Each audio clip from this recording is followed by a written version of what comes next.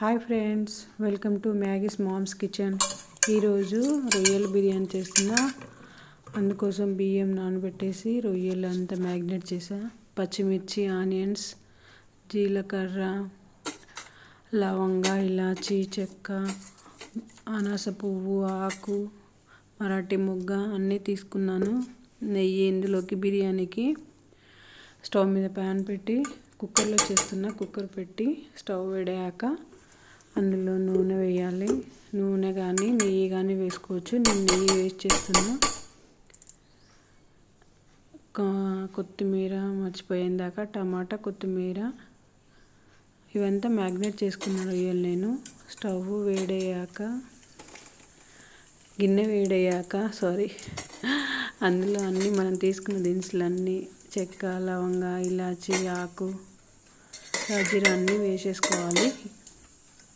అవన్నీ వేసాక తర్వాత పచ్చిమిర్చి, ఆనియన్స్ కూడా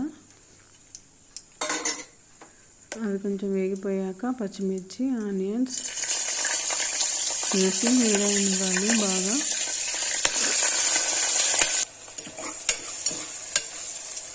నేను రొయ్యల బిర్యానీ ఫస్ట్ టైం చేస్తున్నాను. ఇందులో పచ్చిమిర్చి, ఆనియన్స్ వేగిపోయాక అల్లం వెల్లుల్లి పేస్ట్ వేసుకుందాం. అల్లం వెల్లుల్లి పేస్ట్ కూడా బాగా గోలాలి, పచ్చివాసన వేలాగా. తర్వాత టమాటా వేసుకోవాలి. టమాటా కూడా గ్రేవీ కోసం మనము టమాటా కొద్దిసేపు మగ్గనిచ్చేసి తర్వాత మనము రొయ్యలు తీసుకుందాం.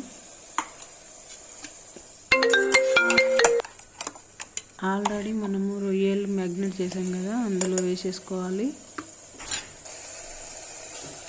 రొయ్యలు, టమాటా అంతా కొంచెంసేపు మగ్గాలి.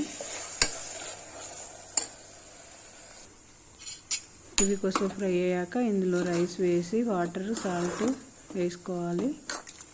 నేను ఆల్రెడీ వేసేసాను, వీడియో క్లిప్ తీయలేదు.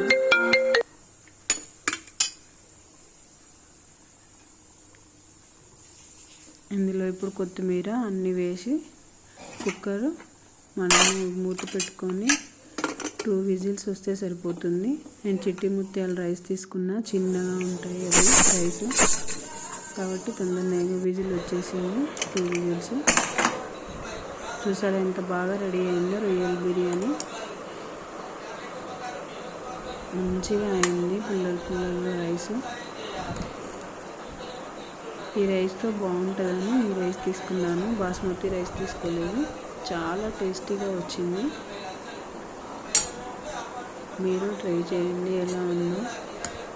చూసారా రొయ్య కూడా ఉడికిపోయింది మొత్తము.